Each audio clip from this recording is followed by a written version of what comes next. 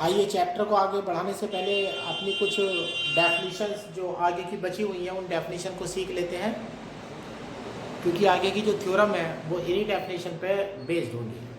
सबसे मेन चीज़ आती है इसमें 13.7 में है ओपन एंड क्लोज्ड स्पेयर। अब हम डेफिनेशन देने वाले हैं ओपन एंड क्लोज्ड स्पेयर की। Let X D be any metric space, ये मीट्रिक स्पेस है and X naught belongs to X, X naught belongs to X है। देखिएगा हम स्पेयर डिफाइन करने वाले हैं, तो जो एक्स नॉट लिया गया है वो स्पेयर का सेंटर बनेगा, comma R belongs to R positive, और ये स्मॉल आर जो है वो पॉजिटिव रियल नंबर है, तो सेंटर तो बनेगा एक्स नॉट, है ना, और रेडियस बनेगी स्मॉल आर। और ओपन स्पेयर और क्लोज स्पेयर जो होंगे ये खुद एक सेट के नाम होंगे। द सेट देख लीजिएगा x belongs to x such that d x naught comma x less than r is called an open sphere with center x naught and radius r। यानी कि x belongs to x, उन set के उन सभी point का collection कर लीजिएगा जिनकी सेंटर x नॉट से जो डिस्टेंस है वो रेडियस से छोटी है, तो वो जो सेट है वो आपका कहलाएगा ओपन स्पेयर, जिसका सेंटर x नॉट होगा एंड रेडियस r होगी, एंड डिनोटेड बाई, या तो आप ऐसे डिनोट करेंगे S X R comma x not comma R से डिनोट करेंगे, और या ऐसे डिनोट कर देंगे एक्स आर एक्स नॉट से। The open sphere is also called neighbourhood of point X naught. तो ओपन स्पेयर को आप पॉइंट एक्स नॉट का यानी कि सेंटर जो एक्स नॉट है उसका नेबरहुड भी कह सकते हैं। अब यहाँ सेट में देखिएगा लेस देन है, अगर लेस देन के साथ आप इक्वल भी शामिल कर लेते हैं तो आपका क्लोज्ड स्पेयर बन जाएगा। अब यहाँ देखिएगा the set x belongs to capital X such that d x naught comma s less than or equal r is called closed sphere and denoted by s r x naught। अब यहाँ देखिएगा x not पर छोटा bracket है और यहाँ x not पर बड़ा ब्रैकेट है, तो अगर ब्रैकेट आप बड़ा लगा देते हैं तो वो क्लोज्ड स्पेयर पड़ा जाएगा, और ब्रैकेट छोटा लगा देते हैं तो वो ओपन स्पेयर पड़ा जाएगा छोटे ब्रैकेट में। और ओपन स्पेयर में सिर्फ लेस देन होता है और क्लोज्ड स्पेयर में लेस देन और इक्वल होता है। उसके बाद आता है ओपन सेट। ओपन सेट की डेफिनेशन देख लीजिएगा, let X D be a metric space and G subset X, X का कोई सबसेट जी है, is called an open set if any X belongs to G, यानी कि g का कोई एलिमेंट आप लीजिएगा x, सही है, there exist r belongs to r positive, तो कोई ना कोई रियल नंबर आपको इस तरह से मिल जाना चाहिए such that SRS subset of g, यानी कि SRS जो है वो g का सबसेट होना चाहिए। यानी कि कहने का मतलब ये है कोई मीट्रिक स्पेस में जाकर के अगर कोई आप सेट लेते हैं, उस सेट के किसी भी बिंदु को लेकर के अगर आप सेंटर मान लेते हैं, दिए गए सेट के किसी भी बिंदु को लेकर के आप सेंटर अगर मानते हैं और आपको कोई ना कोई पॉजिटिव रियल नंबर रेडियस के रूप में इस प्रकार से मिल जाती है कि जो वो ओपन स्पेयर होगा वो ओपन स्पेयर उस सेट का सबसेट हो जाता है। अगर ऐसा हो जाता है तो वो कहलाएगा ओपन सेट। तो इस तरह से ओपन सेट की डेफिनेशन तैयार हो जाती है। अब आगे की जो थ्योरम आएंगी वो इन्हीं पर ही बेस्ड होंगी। फिर उसके बाद आता है लिमिट पॉइंट। लिमिट पॉइंट में ये लाइन तो सब में चलेगी, let X D be a metric space and a subset S. X D कोई मीट्रिक स्पेस है, अब ए सबसेट मान लिया एक्स का, तो ए का लिमिट पॉइंट लेने जा रहे हैं, तो a point X belongs to X is called limit point of set A if S R X minus X intersection A is not equal to 5। यानी कि कैपिटल एक्स का कोई पॉइंट आप स्मॉल एक्स लेते हैं, स्मॉल एक्स को centre मानते हैं, आर को रेडियस मानते हैं और सेंटर को हटा देते हैं, सेट में माइनस एक्स और है, सेंटर को हटा देते हैं, इंटरसेक्शन लेते हैं ए के साथ और वो 5 नहीं आता है, जबकि आर जो है बिलोंग्स टू आर पॉजिटिव है, यानी कि वो नल सेट अगर नहीं आता है तो ये जो पॉइंट आपने एक्स लिया होगा ये सेट ए का लिमिट पॉइंट कहलाएगा। The set of R limit point is called limit point हो जाता है। फिर है the set of all limit points of A is called derived set of A and denoted by D. अगर आप जितने सेट के जितने भी लिमिट पॉइंट हैं उन लिमिट पॉइंट को कलेक्शन करके अगर आप एक सेट बना लेते हैं तो वो कहलाता है डेराइव्ड सेट, और डेराइव्ड सेट की नोटेशन होती है डी। तो डेफिनेशन ध्यान कर लीजिएगा, the set of all limit points of A is called derived set of A and denoted by D. उसके बाद आता है क्लोज सेट। क्लोज सेट की डेफिनेशन में है let X D be a metric space and a subset of X A is called close set if D is equal to ए। यानी कि किसी सेट के लिमिट पॉइंट का सेट यानी कि डेराइव्ड सेट ए का सबसेट अगर हो जाता है तो वो क्लोज सेट हो जाएगा। यानी कि किसी भी सेट के जितने भी लिमिट पॉइंट है वो अगर उसी सेट में रहते हैं तो वो कहलाएगा आपका क्लोज्ड सेट। फिर आई में दैट इज में लिखा हुआ है every limit point of A belongs to A itself. और सेट जो क्लोज सेट तब बनेगा जब उसके सारे लिमिट पॉइंट उसी में रहेंगे। ये बात ध्यान रखनी है, जो किसी भी सेट का लिमिट पॉइंट होता है वो उस सेट के अंदर हो भी सकता है और नहीं भी हो सकता। अब जैसे देखिएगा एग्जाम्पल में मैं ए इक्वल टू सेट लेता हूँ 1, 1/2, 1/3, 1/4। इस तरह से मैंने सेट लिया है। इस सेट का जो लिमिट पॉइंट है वो 0 है, लेकिन 0 देखिए सेट के अंदर उपस्थित नहीं है ना। तो इसीलिए कहते हैं किसी भी सेट का लिमिट पॉइंट सेट में हो भी सकता है, नहीं भी हो सकता। अगर सेट का लिमिट पॉइंट सेट के अंदर नहीं रहता है तो वो क्लोज सेट नहीं होगा, और सेट का लिमिट पॉइंट सारे के सारे सेट के अंदर रहते हैं तो वो कहलाएगा क्लोज सेट। अब उसके बाद अगली डेफिनेशन आती है डायमीटर ऑफ सेट। अगर किसी सेट का डायमीटर लेने वाले हैं तो उस सेट के किन्हीं भी दो बिंदुओं के बीच की दूरी निकाल लीजिएगा, और सारे बिंदुओं के बीच में जो दूरी का सबसे बड़ा मान होगा, सुप्रीमम होगा, वो कहलाएगा सेट का डायमीटर। क्योंकि जैसे सर्किल होता है, किसी भी सर्किल का डायमीटर सर्किल में स्थित दो बिंदुओं के बीच की सबसे बड़ी दूरी होती है। उस प्रकार से देख लीजिएगा diameter of set let X D be a metric space and a subset of X then diameter of A is defined as D. A से डिफाइन करेंगे, सुप्रीमम आ जाएगा D a1 a2 such that a1, a2 belongs to a। यानी कि किसी भी set का diameter उसके अंदर से आने वाले किन्हीं भी दो बिंदुओं के बीच की दूरी का सबसे बड़ा मान होता है। और इसमें नोट पॉइंट देखिएगा, डायमीटर या तो 0 होता है या 0 से बड़ा होता है। अगर आपका नल सेट है और आपसे कोई इसका डायमीटर पूछेगा तो माइनस इनफाइनाइट आंसर देंगे। If A is closed sphere of radius r then d is equal to 2r।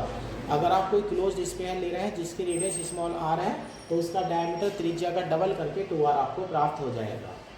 फिर ये लास्ट डेफिनेशन आती है 13.19 में नेबरहुड ऑफ ए पॉइंट, किसी भी बिंदु का नेबरहुड। ये नेबरहुड का जिक्र यहाँ भी हुआ है, यहाँ पर भी नेबरहुड का जिक्र हुआ है। देखिएगा नेबरहुड है तो किसी भी पॉइंट का नेबरहुड जो है वो उसका ओपन स्फीयर होता है। यानी कि किसी भी पॉइंट का अगर आप नेबरहुड लेने जा रहे हैं तो उस पॉइंट को सेंटर मान लीजिएगा और रेडियस r डाल दीजिएगा।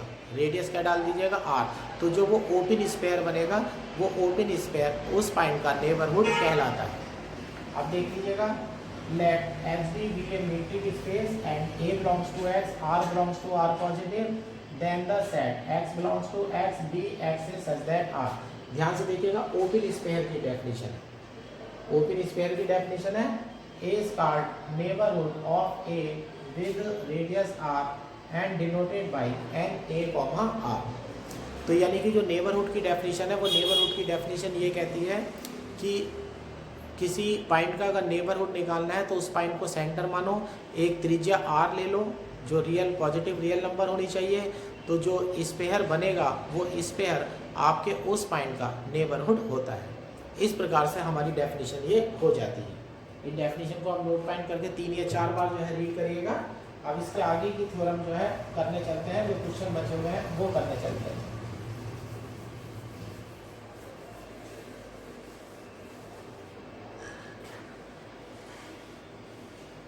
अब ओपन स्फीयर क्लोज स्फीयर की डेफिनेशन हुई है, इन पर बेस्ड हम क्वेश्चन जो है वो थोड़े से करने जा रहे हैं।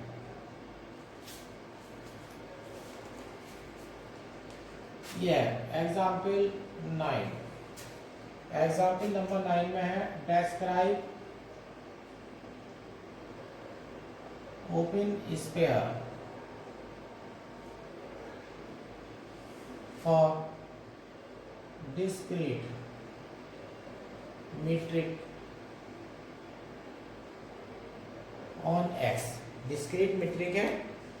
अब सॉल्यूशन में हो जाएगा let X D be a metric space such that. अब यहाँ वर्ड आया है डिस्क्रीट, डिस्क्रीट वर्ड आया है तो आप फार्मूला ऐसे लिखेंगे D X Y equal to लिखेंगे 0 if x is equal to y। और दूसरी वैल्यू दे देंगे 1 if x not equal to y।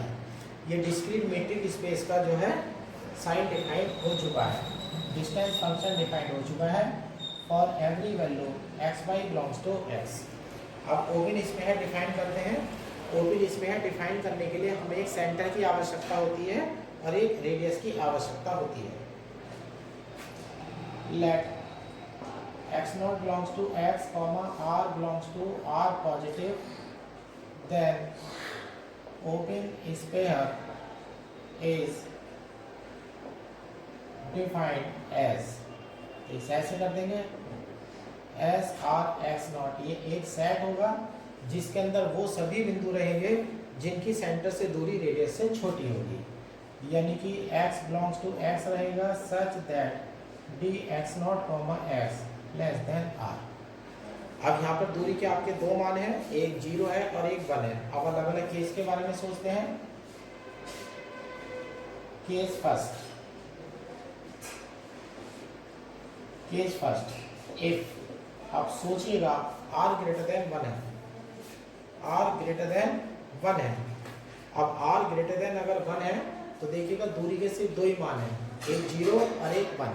तो कोई भी बिंदु आपको ऐसा नहीं मिल सकता है जिसकी दूरी रेडियस, अब r की वैल्यू जो है वो 1 आ रही है, तो जितने भी बिंदु होंगे तो सबकी जो दूरी होगी, आपकी दूरी के दो ही मान है 0 और 1, तो जितने भी पॉइंट होंगे सबकी जो दूरी होगी या तो वो 0 होगी या 1 होगी, यानी कि सारे पॉइंट जो है वो अंदर आ जाएंगे।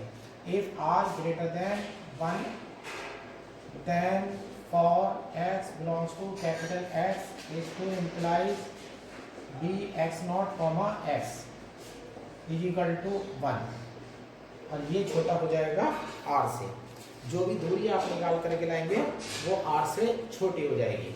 अब x से आया था, अब दूरी का मान r से छोटा है, is to implies x belongs to S R X naught is to implies S R X naught is equal to capital X हो जाएगा। यानी कि कोई भी बिंदु अगर आप कैपिटल X वाले सेट का लेकर के आएंगे तो वो आपके स्फीयर के अंदर पड़ेगा, तो यानी कि कैपिटल X आपको प्राप्त हो जाएगा। अब दूसरी कंडीशन में चलते हैं। केस सेकंड, एक 0 less than r less than equal 1, 0 less than r less than equal 1। अब यहाँ से हम लेते हैं for x belongs to capital X comma x not equal to x naught is to imply D x not comma x equal to 1। ये तो greater than equal r हो जाएगी, क्योंकि r की वैल्यू 1 भी है, तो ये वैल्यू या तो r होगी या r की वैल्यू 1 से छोटी हो जाती है तो बड़ी हो जाती है।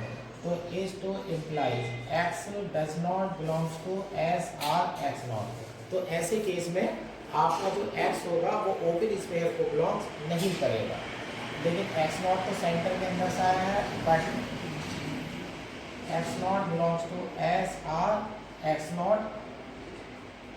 आप या बल्कि ऐसे ले लेते हैं, if x equal to X naught is to imply D x not comma X equal to 0, ये लेस देन हो जाएगा r से, is to implies X naught belongs to S R X naught. अब इस तरह से दोनों का रिजल्ट कंबाइन कर देते हैं। देन अब एस आर एक्स नॉट की दो वैल्यू बनती है, एक बनती है कैपिटल X, एक r ग्रेटर देन 1 है, और दूसरी वैल्यू में सिर्फ एक ही एलिमेंट आएगा, ओनली एक्स नॉट। एक सेट आ जाएगा जिसमें एक्स नॉट रहता है, एक इसकी कंडीशन बन जाएगी 0 लेस देन और less than equal r less than equal 1। यानी कि r की वैल्यू अगर 1 से बड़ी लेते हैं तो कैपिटल X खुद ओपन स्फीयर बन जाएगा, और r की वैल्यू 0 से बड़ी है और 1 तक जा रही है, तो ऐसे केस में सिर्फ सेंटर ही ऐसा होगा जो ओपन स्फीयर को बिलोंग करेगा। ठीक है, इस तरह से ओपन स्फीयर जो है बिलोंग्स हो जाते हैं। फिर एग्जाम्पल नंबर 10 में है, describe open sphere for the usual metric on R। R का मतलब रियल नंबर्स है, i.e. Open sphere on the real line. Real line के बारे में बात कर रहे हैं, तो मीट्रिक ऐसे डिफाइन करेंगे, metric D on real line R is defined as, यानी कि एक रियल लाइन पर दो बिंदुओं के बीच की दूरी किस तरह से निकालते हैं। तो डी एक्स कॉमा वाई का हो जाएगा, एक डी एक्स कॉमा वाई का फार्मूला बन जाएगा मोड एक्स माइनस वाई और X comma Y belongs to R. ये मैट्रिक्स डिफाइन हो गई है। अब डिफाइन करने चलते हैं ओपन स्फीयर। और X naught belongs to R ले लीजिएगा, कॉमा आर बिलोंग्स टू ले लीजिएगा आर पॉजिटिव। तो एस आर एक्स नॉट में आपके वो पॉइंट आएंगे जो एक्स बिलोंग्स टू आर होंगे, और D x not comma X less than होगा आर से। अब ये आपका सेट बन जाएगा X belongs to R such that, D का फार्मूला लगा देते हैं mod X naught minus X less than equal R. अब इसे हम इसे लिख सकते हैं X belongs to R such that mod X minus x naught less than R. यानी कि उन सभी बिंदु के बारे में बात करने वाले हैं आप जो x माइनस एक्स नॉट से जिनका जो मोड है वो r से छोटा होगा। अब इसे तोड़ देते हैं x belongs to r such that r minus x naught less than x less than x naught plus r। यहाँ उल्टा लिख दिया गया है x नॉट माइनस r। अभी आपका एक ओपन इंटरवल हो जाएगा x naught minus r comma x naught plus r. तो इस तरह से आपने देखा कि ये हमारा एक ओपन इंटरवल हो गया है। तो यानी कि on real line comma open sphere और ओपन इंटरवल, इस तरह से कह सकते हैं आप कि जब आप रियल लाइन पर होते हैं और ओपन स्फीयर डिस्क्राइब कर रहा होते हैं तो वो ओपन स्फीयर जो है वो एक ओपन इंटरवल के रूप में आ जाता है। Example number 11 do your self, इसे आप खुद कर सकते हैं। इसमें दो बिंदु के बीच की दूरी लगेगी तो ये जो है 3 डायमेंशन में आ जाएगा।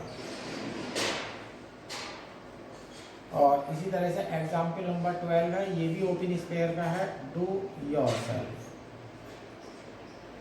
इसे भी खुद कर लीजिएगा, इसमें कोई आपकी स्पेशलिटी बात नहीं है।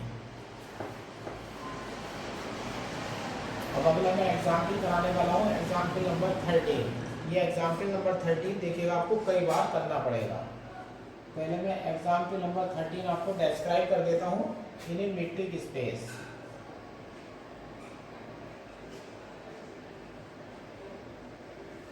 X comma D comma S is equal to open sphere दे रखा है, S is equal to X X not comma R is an open sphere।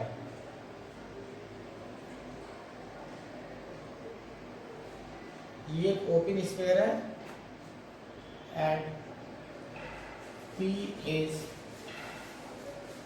any point of it, और P इसका कोई बिंदु है। Prove that there exists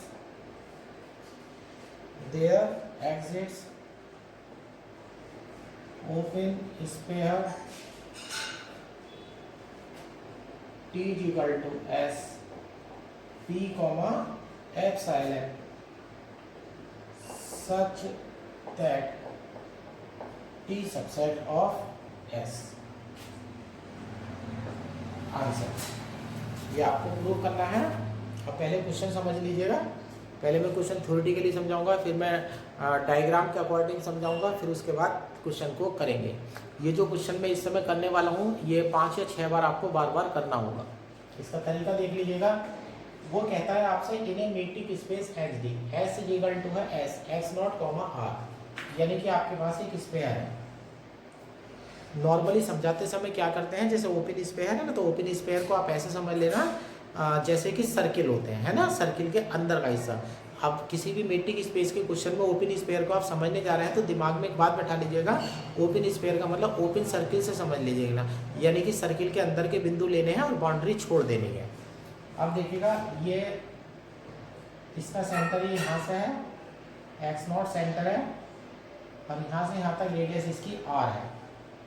अब ये आपका एस है, तो आपने एक ओपन स्फीयर डिफाइन कर दिया है, is an open sphere. And आगे पढ़िएगा, P is any point of it, मान लीजिएगा इसका कोई बिंदु है P, इसके अंदर भी बिंदु P पड़ता है।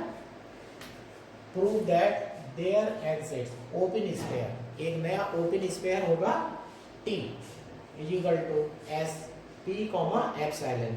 तो इस वाले ओपन स्पेयर का टी नाम है इसका सेंटर तो पी होना चाहिए और रेडियस होनी चाहिए एप्सिलॉन। सेंटर पी है और ये देखेगा ये टी हो गया है और इसकी जो रेडियस है वो एप्सिलॉन है। अब डायग्राम के अकॉर्डिंग देखेगा जो टी है वो पूरा का पूरा एस के अंदर पड़ता है, तो यानी कि टी का अगर मैं कोई भी बिंदु लेने जाऊंगा तो वो बिंदु एस का होगा, तो यानी कि टी सबसेट एस का है। ये डायमेट्रिकल रिप्रेजेंटेशन हो गया। जैसे 12th क्लास में बच्चों को सेट थ्योरी जब पढ़ाई जाती है ये वेन डायग्राम बनाया जाता है, तो ये जो आपका क्वेश्चन है इसका मैंने वेन डायग्राम बना दिया है ना। अब हम क्वेश्चन करते हैं। अब सबसे पहले ये बात लेकर के चलते हैं, P is any point of it given that P belongs to S x not comma R। आपको दिया गया है P बिंदु जो है वो ओपन स्फीयर से बिलोंग्स करता है। अगर ये ओपन स्फीयर से बिलोंग्स करता है तो इसकी सेंटर से डिस्टेंस, सेंटर आपका x नॉट है, से जो डिस्टेंस R से छोटी होगी, इस टू implies d p comma x naught less than are. अब आपको नई रेडियस ढूंढनी होती है, तो आपको एक पॉजिटिव वैल्यू तलाशनी होती है, तो आप लिख सकते हैं r greater than t p comma x naught is to implies r minus d p comma x naught greater than 0 let. अब नई रेडियस मान लीजिएगा, let r minus d p comma x naught is equal to r1। चूंकि ये 0 से बड़ी है और 0 से बड़ी वैल्यू कोई भी जो है वो रेडियस मानी जा सकती है। अब इस रेडियस को आपने r1 लिया है ना। अब ये जो डिस्टेंस बनी है इसे r1 ले रहे हैं। अब आपको डिफाइन करना है एप्सिलॉन। आप ऐसे लीजिएगा for epsilon less then r1। आप एप्सिलॉन एक ऐसी वैल्यू चुनिएगा जो r1 से छोटी हो और कॉमा एप्सिलॉन बिलोंग्स टू हो r पॉजिटिव, यानी कि पॉजिटिव रियल नंबर होना चाहिए लेकिन किससे छोटा होना चाहिए, r1 से छोटा होना चाहिए। तो यहाँ से आपको मिल जाएगा। अब P बिंदु को देख लीजिएगा, then is to implies d p. अब यहाँ लेते हैं, अब इसका कोई बिंदु ले चलते हैं, r बिलोंग्स टू ले चलते हैं। अब इस स्पेयर का कोई बिंदु लेने चलते हैं, और x बिलोंग्स टू ले लेते हैं s p कॉमा एप्सिलॉन। अब ये वाला स्पेयर आ चुका है और इक्वल टू है t के, इस टू इम्प्लाई। अब इसका अगर आप बिंदु लेकर के चल रहे हैं तो इसका सेंटर p है, तो आपको फॉलो करना पड़ेगा D p comma point x ले रहा हूँ मैं, D x comma P less than epsilon. D x comma P जो है वो एप्सिलॉन से छोटा होगा, लेकिन एप्सिलॉन छोटा है r1 से। इस टू implies d p comma epsilon less then r1। अब r1 की वैल्यू उठा लीजिएगा यहाँ पर। इस टू implies d p comma epsilon less than r minus d p comma x not. इसको इम्प्लाई माइनस को इधर ले जाइएगा, D p comma epsilon plus, या बल्कि इसे ऐसे लिख लीजिएगा, सिमेट्री का रूल लगा दीजिएगा यहाँ पर मीट्रिक स्पेस का, तो ये हो जाएगा d x not comma p plus d p comma epsilon less than are. अब यहाँ पर ट्रायंगल इनइक्वालिटी लगा दीजिएगा, चूंकि d x not comma p plus d p comma epsilon और ये होता है ग्रेटर देन इक्वल, या बल्कि ऐसे कर लेता हूँ, डी पी गायब हो जाएगा, d x not comma epsilon less than equal. यहाँ पर ट्रायंगल इनइक्वालिटी उल्टी करके लगा दी गई है, तो D x not comma epsilon less than equal इससे ये छोटा है r से। इस टू implies D x not comma epsilon less than r। यहाँ पर डी पी कॉमा एफ, ये मेरे से नोटेशन थोड़ी सी गलत हो गई है, यहाँ एक्स नॉट कॉमा पी है, अब एक्स नॉट हो गया है, पी हो गया है, और यहाँ हो गया है पी कॉमा एप्सिलॉन। यहाँ से नोटेशन मेरी गलत हो गई है, देखिएगा यहाँ क्या था D x comma P, notation में सही कर देता हूँ, एक्स कॉमा पी, यहाँ एक्स कॉमा पी इसे चल जाते हैं D x comma p plus d p comma x naught. अब यहाँ डी एक्स पी है, पी का एक्स नॉट है, तो एक्स कॉमा एक्स नॉट हो जाएगा। ये लाइन दोबारा हटा देता हूँ, चूँकि d x comma x naught less than equal d x comma p plus d p comma x naught. अब यहाँ से हो जाता है इसको imply D x comma x naught less than are. अब x एक ऐसा पॉइंट है जो x पॉइंट है वो देखिएगा कहाँ से आया था, s से आया था, सही है। d जो पॉइंट है वो इस स्फीयर से आया था जो t है। अब यहाँ डी एक्स की जो x नॉट से डिस्टेंस है वो r से छोटी है, और जब r से छोटी होगी तो वो इस वाले स्फीयर में आ जाएंगे। तो ये हो जाएगा इस टू implies x belongs to s naught comma r। अब देखिएगा s कहाँ से चला था और कहाँ पहुँच गया। अब x की वैल्यू इस साइड से चली थी और यहाँ पहुँच गई है, तो यानी कि इस सेट का अगर कोई भी बिंदु लेकर के चलते हैं तो वो इस सेट को बिलोंग्स कर जाएगा, तो यानी कि ये सेट इस सेट का सबसेट होगा। इस टू implies s t comma epsilon subset of x not comma r. इस प्रकार से आप कोई भी क्वेश्चन जो है प्रूव कर लेते हैं।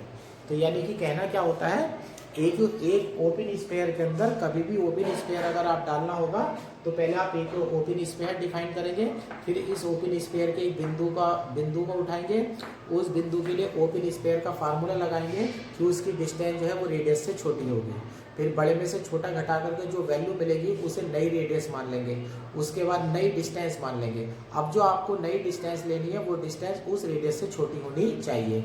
तो उस नई डिस्टेंस को लेकर के जब आप ओपन स्फीयर बनाएंगे तो गारंटी के साथ वो ओपन स्फीयर उस सेट के अंदर ही बिलोंग कर जाएगा। ये सपोज करिएगा आपको ये डेफिनेशन जो है मीट्रिक स्पेस की थ्योरम में डेफिनेशन आपको बार बार लिखनी होगी, तो इन्हें जरा डेफिनेशन को आप अच्छी तरह से तैयार कर लीजिएगा। और ये क्वेश्चन तो आपको कई बार करना होगा। 14 पहले हो चुका था, 15 पहले हो चुका था, 16 पहले हो चुका था, और ये पहली एक्सरसाइज के जो क्वेश्चंस हैं, ये पहली एक्सरसाइज के क्वेश्चंस जो है पहली एक्सरसाइज जो है हमारी कंप्लीट हो जाती है। तो इस वीडियो में यही रहने दीजिएगा, नेक्स्ट वीडियो जो है वो बड़ी करके बनेगी और उसमें क्लोज्ड सेट ओपन सेट की डेफिनेशन जो है वो आ जाएंगे। और ये मान करके चलिएगा लगभग 3 वीडियो होंगी और उसमें जो है हमारा ये चैप्टर यानी कि बुक जो है वो कंप्लीट हो जाएगी।